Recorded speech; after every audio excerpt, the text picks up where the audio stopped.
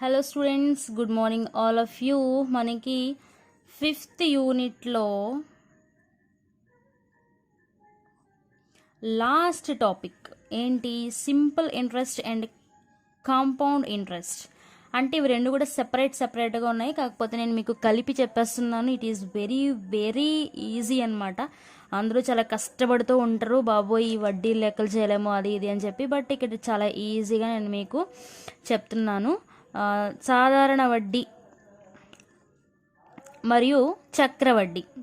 సాధారణ వడ్డీ అంటే సింపుల్ ఇంట్రెస్ట్, చక్రవడ్డీ అంటే కాంపౌండ్ ఇంట్రెస్ట్. ఓకే, మూలధనాన్ని పీతో డినోట్ చేస్తారు, అంటే ప్రిన్సిపల్ని పీతో డినోట్ అంటే ఏదైతే సమ్ ఆఫ్ వాల్యూ కావాలంటే మనం అది పీతో డినోట్ చేస్తాం అనమాట. సమ్ ఆఫ్ వాల్యూని పీతో డినోట్ చేస్తాము. నెక్స్ట్ వడ్డీ రేటుని ఆర్తో, అంటే రేట్ అంటే ఆర్. తర్వాత ఇయర్ అంటే టీతో డినోట్ చేస్తాం అనమాట. ఇయర్ కానీ టైం కానీ దాన్ని మనం టీతో డినోట్ చేస్తాము. సో మనకి ఇక్కడ ఎస్ఐ అంటే సింపుల్ ఇంట్రెస్ట్. ఫర్ ఎగ్జాంపుల్ ఒక ప్రాబ్లం ఇచ్చి సింపుల్ ఇంట్రెస్ట్ని ఫైండ్ అవుట్ చేయండి అన్నాడంటే మనకి ఖచ్చితంగా ఈ వాల్యూస్ అక్కడ ఉంటాయి. ఇయర్ అనేది ఉంటుంది, రేట్ అనేది ఉంటుంది, అదే ప్రిన్సిపల్ అనేది ఉంటుంది. బై 100 చేస్తే మనకి సింపుల్ ఇంట్రెస్ట్ అనేది వస్తుంది. అలాగే రేట్ని ఫైండ్ అవుట్ చేయమన్నప్పుడు 100 ఇంటూ సింపుల్ ఇంట్రెస్ట్ ఎంత అయితే అంత వేసుకోవాలి. పి ఇంటూ టీ అనేది వాల్యూస్ ఇస్తాడు, వాటితోటి మనం మల్టిప్లికేషన్ చేయాలి. నెక్స్ట్ టైం, ఇయర్ పరంగా మనకి ఎంత అని అడిగాడు అనుకోండి, అప్పుడు ఏం చేయాలంటే 100 ఇంటూ ఎస్ఐ అంటే simple interest by p into r. Okay, ఇక్కడ మీకు సింపుల్ ఇంట్రెస్ట్ ఉంది ఏంటి, కాంపౌండ్ ఇంట్రెస్ట్ లేదేంటి అని ఏమనుకోవద్దు. రెండు కలిపి మీకు సింపుల్గా ఒక ఫార్ములాని అయితే చెప్తాను. ఇవి ఏమీ అవసరం లేకుండా మీకు సింపుల్గా ఒక ఫార్ములా చెప్తాను, దాంతో మీకు simple interest and compound interest అనేది ఈజీగా మీరు ఆన్సర్ చేయొచ్చు. ఓకే, దెన్ ఫస్ట్ క్వశ్చన్ చూద్దాం. The difference between SI and CI. SI means simple interest and CI means compound interest. SI means సాధారణ వడ్డీ లేదా బారు వడ్డీ. CI means చక్రవడ్డీ. On a sum of money is 1960 rupees if the rate of interest is 40%. Rate ఎంత ఇచ్చాడు? 40% ఇచ్చాడు. Per annum for a tenure of 2 years. Find the sum of money. అంటే పీని ఎంతో find out చేయమన్నాడు. ఓకే, సో మనకి simple interest come compound interest. ఇక్కడ మనకి ఇచ్చినటువంటి సమ్ ఆఫ్ మనీ ఈజ్ రూపీస్లో ఎంత ఇచ్చినటువంటి డిఫరెంట్ మనకి 1960 అనేది ఇవ్వడం జరిగింది. రేట్ ఎంత ఇచ్చాడు? 14%. ఓకే, టైం ఎంత ఇచ్చాడు? 2 years. సో మీకు ఇక్కడ నేను సింపుల్గా ఒక ఫార్ములా చెప్తాను, ఆ ఫార్ములాని బట్టి మీరు ఫాలో అయిపోండి. ఇక్కడ మనకి ఏం ఫైండ్ అవుట్ చేయమన్నాడమ్మా? పీని కదా ఫైండ్ అవుట్ చేయమన్నాడు. సో ఇది SI is equal to p into r into t by 100. ఇది చేసినా మీకు వాల్యూ వస్తుంది, ఇది చేస్తే మీకు ఎక్కువ ప్రాసెస్ అవుతుంది ఎగ్జామ్లో. కాబట్టి మీకు సింపుల్గా ఒకటి చెప్తాను, p is equal to D into 100 square by are square. మరి ఇక్కడ టీ ఏమైపోయింది మేడం, దానికి కూడా చెప్తాను. So first of all p equal to d అంటే ఎంతండి? 1960 ఇంటూ 100 స్క్వేర్ అన్నాడు కదా. 100 స్క్వేర్ అంటే 100 ఇంటూ 100 బై ఆర్ స్క్వేర్ అంటే ఎంత?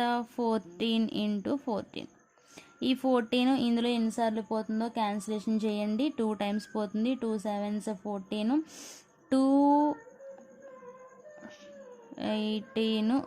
14 కాబట్టి ఇంకా ఇందులో 5 ఉంటుంది. 5 ఇక్కడికి వస్తే 280. ఓకే, మళ్ళీ 7 ఇందులో 2 times పోతుంది. ఇది వచ్చి మనకి ఇందులో 40 times పోతుంది. ఓకే అమ్మా, సో ఈ 40 ఈ 2 అనేది 10 times పోతుంది. సో ఇది మొత్తంగా మల్టిప్లికేషన్ మనకి 1 lakh అవుతుంది అనమాట. 1 lakh ఎన్ని జీరోస్ వస్తాయి? 5 zeros వస్తాయి. సో ఈ విధంగా చేయాలి. ఇక్కడ స్క్వేర్లు ఉన్నాయి కదా, మళ్ళీ ఒకసారి నేను ఫార్ములా ఇంకా డీటెయిల్డ్గా వేస్తాను నేను మీకు. see this, p is equal to d into 100 square by r square. అంటే స్క్వేర్లు ఎందుకు వేసాము అని అంటే ఇక్కడ ఇయర్స్ 2 ఇయర్స్ ఇచ్చాడు కదండి, 2 ఇయర్స్ ఇచ్చాడు కాబట్టి స్క్వేర్లు వేసాం. ఓకే, ఫర్ ఎగ్జాంపుల్ ఇక్కడ 3 ఇయర్స్ ఇచ్చాడు అనుకోండి 3 వేస్తాం, 4 ఇచ్చాడు అనుకోండి 4 వేస్తాం. అనుకుంటున్నారా? కాదు, అది కూడా చెప్తాను ఎలాగో. సో ఈ ప్రాబ్లం మీకు అర్థమైంది కదా. సో నెక్స్ట్ ప్రాబ్లం చూద్దాం. 20,000 rupees invested for a 2 years at a interest rate of 10%. మనకు కావాల్సింది ఇదే. తర్వాత మనం మెయిన్ పాయింట్స్ ఏంటో చూసేద్దాం. Okay, next 2 years 10%. అయితే ఏం కనుక్కోమన్నాడు? డిఫరెన్స్ బిట్వీన్ సింపుల్ అంటే ఎస్ఐ అండ్ సిఐని ఫైండ్ అవుట్ చేయమన్నాడు. అంతే, 2 ఇయర్స్ అన్నాడు కాబట్టి మీకు ఇక్కడ డిఫరెన్స్ ఎంత? D is equal to 20,000. Rate ఎంత ఇచ్చాడు? 10%. కాలం ఎంత ఇచ్చాడు? 2 ఇయర్స్. అయితే ఈ రెండింటికి మధ్య డిఫరెన్స్ని కనుక్కోమన్నాడు కాబట్టి పి. సో ఇక్కడ చూడండి, same formula d into 100 square by are square. 100 అంటే డి అంటే తెలుసు మీకు, 20,000 ఇంటూ 100 బై ఆర్ అంటే 10 ఇంటూ 10. సో క్యాన్సిలేషన్ అయ్యి ఉంటే క్యాన్సిలేషన్ చేసి ఆన్సర్ని మీరు ఫైండ్ అవుట్ చేయండి. దెన్ నెక్స్ట్ ప్రాబ్లం చూసేద్దాం.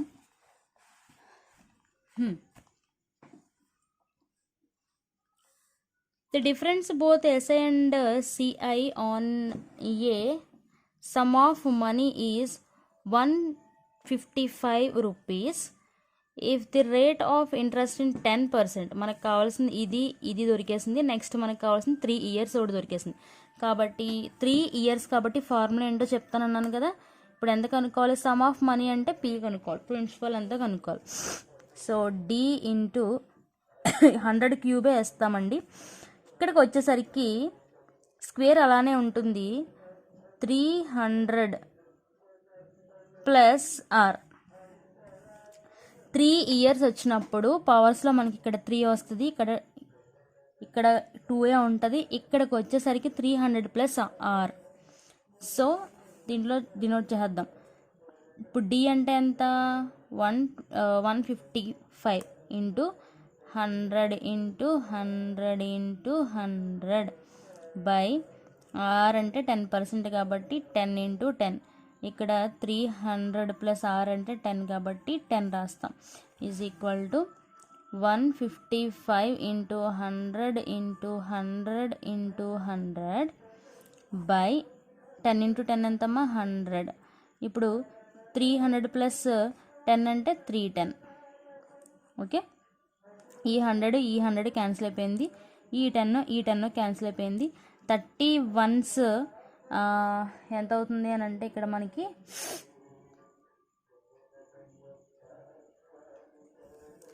31 టేబుల్లో పోతుంది. ఒకసారి చూడండి, 31 5 155. ఓకే, ఈ 5 ఇందులోని మల్టిప్లికేషన్ అయితే మనకి 5000 అనేది మన ఆన్సర్ అనమాట. సో ఇది ఫర్ ఎగ్జాంపుల్ ఇక్కడ మనకి ఇయర్ 4 ఇచ్చాడు అనుకోండి. 4 ఇయర్స్ అయితే ఫార్ములా చెప్తున్నాను, D into 100 power 4 by are square 400 plus R.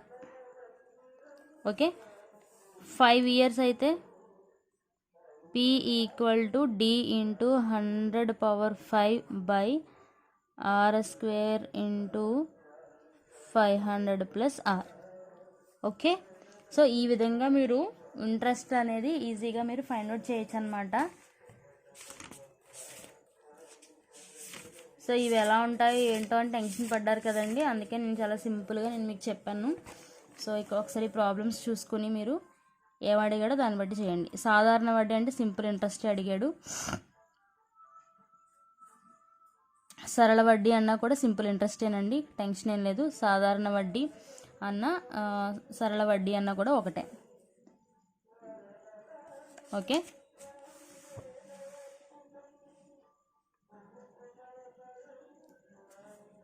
Okay dear students, ఈ విధంగా ఉంటాయి మీకు ప్రాబ్లమ్స్ అనేవి.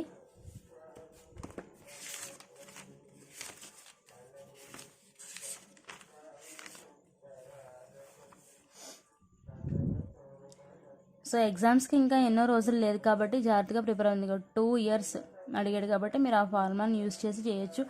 ఎవ్రీ ప్రాబ్లంలోని మనకి ఇయర్ అనేది కంపల్సరీ మెన్షన్ అవుతుంది. ఇక్కడ 15 years అంటున్నాడు, సో దాన్ని బట్టి కూడా మీరు చేయండి. ఇక్కడ 10 years అంటున్నాడు.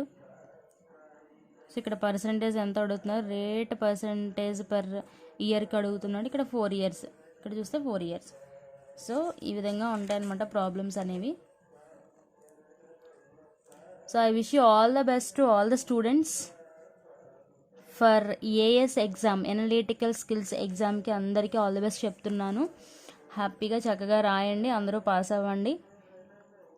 నా కోసం కాదు, మీకోసం పాస్ అవ్వండి. అప్పుడే మనకి సాటిస్ఫాక్షన్ ఉంటుంది. Okay, so I wish you all the very best to all the students. Thank you one and all.